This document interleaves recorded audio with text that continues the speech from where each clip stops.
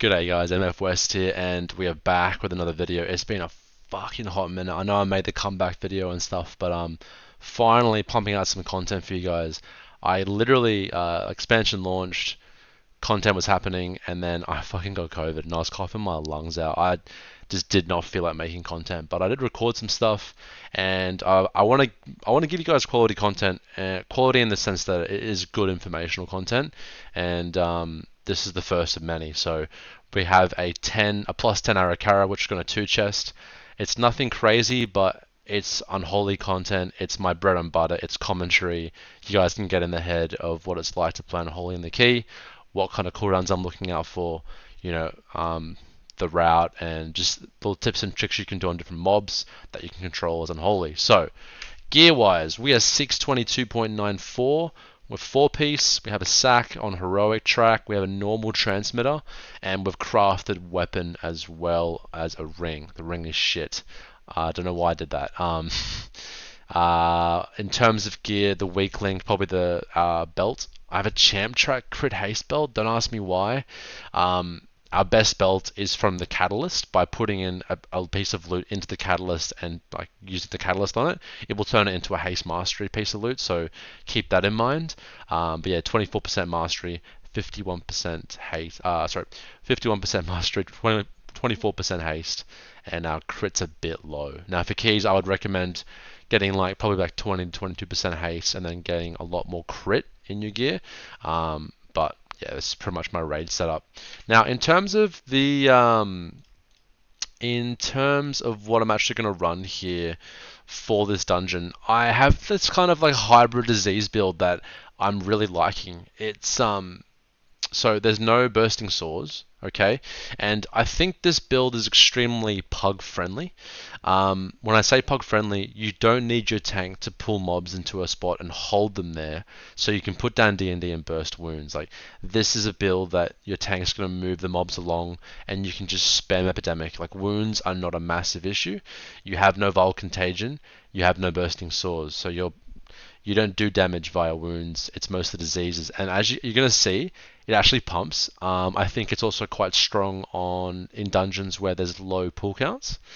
The wound build, I think, on 10s just isn't good enough. Like, if you have a Fury Warrior and like a Ret, and you go into a 10 or 11, you're going to set up wounds, and the mobs are going to be dead. It's just it's tilting. So until we do high level keys, I just don't see the value in the wound build just yet, unless you're in like a 5-man pre-made. But yeah, I'll put this in the description. If you guys really want it, I can share it. I'll put the link, like the code for it, so you can just copy paste it into your talent trees. But yeah, without further ado, let's get into the Arakara. Cheers. Alrighty, so start off of the key. We're gonna run straight through to halfway. We're not gonna do the full run. Honestly, like on a 10, if you just want to time it for your vault, you can pretty much go halfway. I pop my transmitter, air bomb, pretty much everything here, and as you can see, as it clumped together, it took a while for the mobs to get together, so no issues with me using spamming epidemic there and not worrying about wounds. One of the nice things about this build, and you don't really need the tank to kind of like always group things, which is why this is great for pugs. Now, the Trilling Attendants, they do this extremely annoying cast that is the most toxic thing towards melee. And it's like this green circle that you pretty much have to avoid. We'll see it on the next pack, but yeah, you just want to make sure you kick the barrages and use all your stops. So you got Pet Stun, Blind, Grips, your kick. Yeah, you got multiple ways to stop. Now we're just going to do the Elite basically by itself. I get clipped there by a swirl, but I live because I'm a DK with like 100 million HP, and we're fine. You can actually stand like where the tank is, Gloomer, like stand in behind him, and you're pretty much safe from any frontal. That's a hot tip, or you can stand to the side. So yeah. Alright, we clear that. I have cooldowns back again. We're going to do a pretty large-ish pool here. Same thing, I get the orb, and we're going to pump here on the main target. Now, Attendant is the only mob here that I need to kick, so I'm just keeping that thing focused, and yeah, we're pumping here like 4 or 5 mil DPS here on this pool, so yeah, not bad. Probably Wounds probably would have been better on this pull, to be honest, but yeah. Now, this like massive green circle they do, that is the most fucking annoying thing. The crawlers, really, really annoying, not the attendants. The crawlers do this green circle, and that is pretty much a one-shot on a 10, I believe, because it's fortified, so you can't really do too much about it. You have to CC it to stop it, really annoying. So we just go into this pack here of Dark Transformation and Slappy, and we're just going to kill off these little smallies. Now the Screech that this guy just did knacked, it takes me down to like 20% HP. That is going to be interesting on higher level keys. Like, you're going to have to pop some kind of DR, but on this level, on a 10, it's fine. I don't get one shot, but I tell you what, it is pretty close. And for some classes that are like just have like a mil less HP, that would be mighty close to a one shot. So yeah. Focusing down the main guy here, there are attendants in the pool, so you kind of want to be mindful of that, stepping into a bit of the green there by pumping. I don't know what this Warlock is doing, hey. He's doing like tank damage on these pulls. Fucking interesting. I don't know what he's doing, but he's not doing damage, I can tell you that. I almost kill myself there by gripping the crawler when he's about to finish his toxic cast. But we're alright, we're alright. So that was my bomb and everything. I think I don't have cooldowns for the boss. We do a little pull here, so I'm not going to have CDs on pull with Lust. You'll see at the end what Unholy can do with, like, you know, CDs in the middle of Lust. It is quite magnificent, even in a key. Now, this is something I'm not used to, right? Because Unholy has never had good single target in a key. You've always had to sacrifice your single target abilities to do AoE, and you just can't do both. But I think this expansion we kind of are doing both. Now, the reason I got 2 ranged for this key is for this exact reason, and that they can just fucking hoon the ads. I'm pretty much just going to dot them up and spam Epidemic, but you can run over to them and hit them, but I just think with 2 range, like, that is just not necessary. I can pump boss, and we can just spend less time on the boss. You know, I can just dot them up, and we'll live in both good worlds here. Interesting link, a 2-man link. I jump in, we make that a 3-man, and yeah, this fight is so simple. Like, dodge the brown swirlies. You kind of want to bait them in a nice spot so that you don't crowd the boss with swirlies. Like, range being in melee here is kind of troll. Because they're just ruining up the space. And as you can see here, Tank moves the spider and boom, eggs spawn right where the boss is. So we have to move here. I get dreadfully low. As you can see, you can kite the spiders around. I kind of hit them a little bit, and Bob's your uncle, they're dead. The lock is doing damage. That is very good. Now, I do a really troll thing here. I just press the bomb in my trinket and Unholy Frenzy, and the boss is on 10% HP. I mean, that is silly. I should have saved my CDs for this next pull, but I didn't. I sent it on boss, and yeah, it's a bit stupid. But we pumped boss. That was really good. And at least the boss is down now. So we're gonna move on to these spider packs here. This is fine. He's gonna pull both of these without the main beetle. I think Tank probably would have pulled if he saw that I had CDs potentially, but yeah, look, we messed up there, guys. We accidentally sent on the boss, which is dumb. I'm gonna collect the orbs, and yeah, I just look like this is no cooldowns, just DT. I do like 1.3 mil. It's pretty piss poor. Yeah, we would have definitely done this guy with that pack, but alas, no CDs.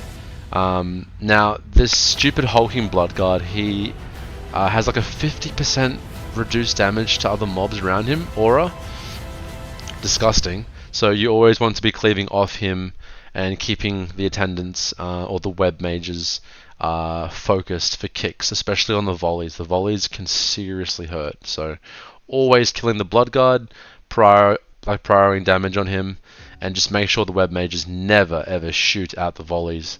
Have that shit locked up, pet kicks, pet stuns, blinds, grips, whatever you need to do, just don't let it go out, because yeah, on fortified that is going to fucking hurt.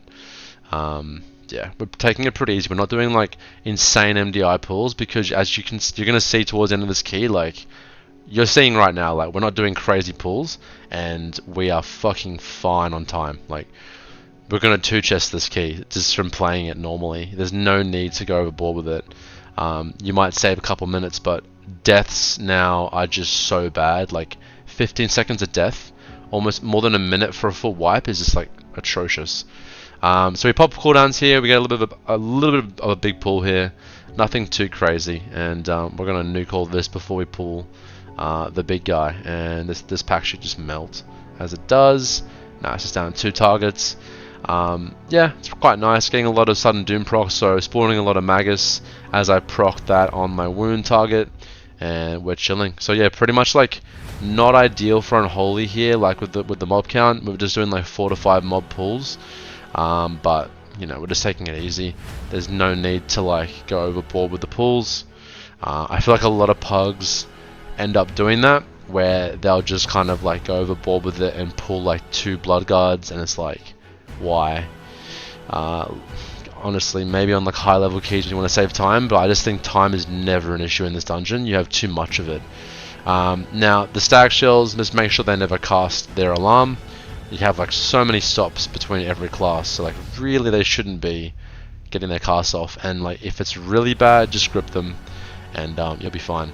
Now I'm going to dedicate a bomb and trinket here on the next pull, and I'm going to get cooldowns back midway through the boss, so pretty easy decision for me to do here.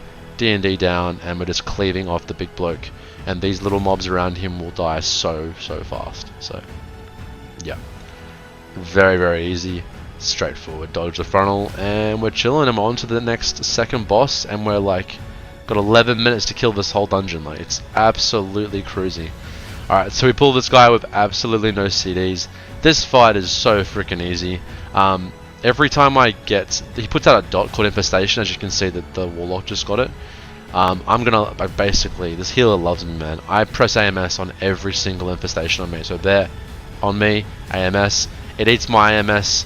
On the last tick, it breaks my AMS, and it ticks me for 1 tick. Healer doesn't even have to look at me, dude. Like, trust me, I heal my rest of Shaman ult, and that is so nice. He's gonna spawn an ad. You need to make sure that you kick the ad at all times. Focus it, and use your kicks and focus grips and whatnot to stop it from casting. It should never get a cast off. Alright, we have cooldowns here. This is a bomb and trinket, and we're gonna pump here. Rise up the meters a little bit. We're getting some pretty shitty nados here. But yeah, boss is half health, and we're almost done. So, yep, just making sure we dodge the charges as well, so we don't get hit by that, and just micromanaging the ad. Grip him around the place, like grip him into your melee range whenever you can. And yeah, he just constantly keeps spawning the ads, but it's fine.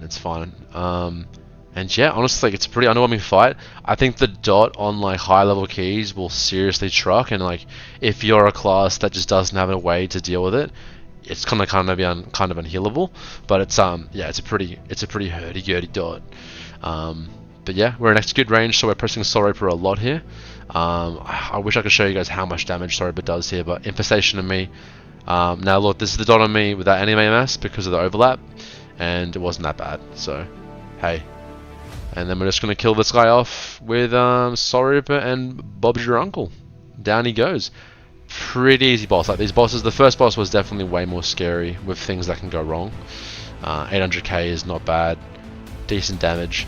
Now we have like a little mini boss that is like just so strong. This mob is like freaking very strong. And we're going to slowly pull in mobs from the side and the ones that fly around as well. So I'm going to dedicate cooldowns here. Healer dies, he reses. He'll like one shot by the mob as they jumped in. Maybe the heal aggro. The flying things jump down. I'm just going to make sure they stay dotted and spam Epidemic. And just keep pumping here, guys. This is pretty straightforward. As you can see, the mobs are kind of scattered as they leap towards targets, so bursting wounds here would be difficult. Kind of happy overall with like the disease approach for pogs. Like until we get high level keys where mobs are like actually living, because by the time I set up wounds, mobs are dead on a 10. Like you really need high level keys to take full advantage of wounds. So just spamming Epidemic here, keeping them diseased, and doing decent damage with it, man. Like honestly, it's not bad. Yeah, it's respectable for sure. Once these carriers are dead, we are going to focus on 2 more sets of mobs, and then we're on boss. We have 6 minutes and 42 seconds before the 2 chest timer runs out, so we are freaking chilling. This guy, the Empowered Death Strike's nice, but I dedicate some cooldowns here. Nothing incredible, but yeah. I'm going to send Unholy Frenzy as well. I won't need it, and it might even be up for boss because we still have the 2 mobs left as well in front of the boss, so yeah, this guy's just like inconvenient. And as you can see, Tank's not going to try and pull this guy with any other mobs. There's just no need to, and we're just going to kill him off. 1.18 million damage there. It's not even that bad. And we're going to move on to the 2 Overseers. I pretty much am going to be focusing my kick on Star, and just 2 target cleave guys. Really straightforward. Spending your death coils here, D&D occasionally, and sorry when they're going to execute. These mobs are really straightforward. Dodge the ground, kick them, and yeah, you'll have no issues at all.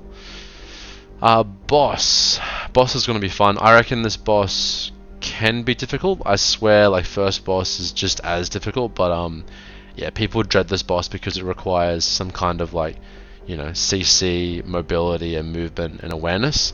So I guess it's more deadly than the first boss, but Unholy, or DK in general, just laughs at this boss, and we'll run through why.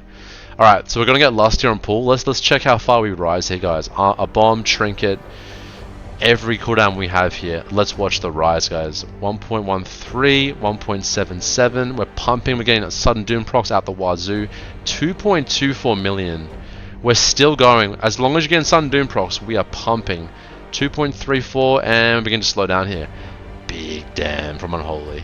So he pops this Cosmic Singularity, and I'm going to AMS it to, sorry, Death Advance it to be immune the knockback. Always bank a Death Advance charge for Cosmic Singularity. The next thing I'm doing that I didn't show you guys is I'm pre-AMSing the Cultivated Poisons. Now, it's about to go out here. You can pre-AMS it, and you don't even get the freaking poison circles on you. Now, I actually AMS the first one, and then my rider puts AMS on me for the second one by chance. So I've literally immuned 3 poisons, and the healer must absolutely love me. He literally doesn't have to heal me. I'm not taking damage in the entire like poison phase. Like, it is truly amazing. Now I get a bomb and trinket here. We're gonna pop cooldowns again. We are pumping single target damage, guys. Like 1.27 million. We're immuning the suck in. We're immuning the poisons. It's just a good time here. I'm gonna AMS again. I immune it one more time. So I have only gotten it like once. Very close call there with the poison wave. Be very mindful of that and where your ranged are. And just literally AFK spamming Death Coil during the Cosmic Singularity, and the boss is dead. That is going to be a 2 chest on a level 10, guys. And honestly, like this last boss, you can just laugh at as a DK. It is the most ridiculous thing. Finish at 1.45 overall. I reckon I could have definitely gone into 1.5 million overall, but I accidentally pressed my cooldowns here on the first boss right before it dies. But overall, a good key for Unholy, showcasing the disease build. If you have any questions or anything about Unholy or the build, please pop them down below in the comments. And like I said, I will be showcasing you guys a full video on all the different builds you can play as Unholy. But this one is extremely pug friendly and doesn't rely on your tank like holding the mobs inside D&D. So definitely give it a shot. Peace, guys. Have a good day. See ya.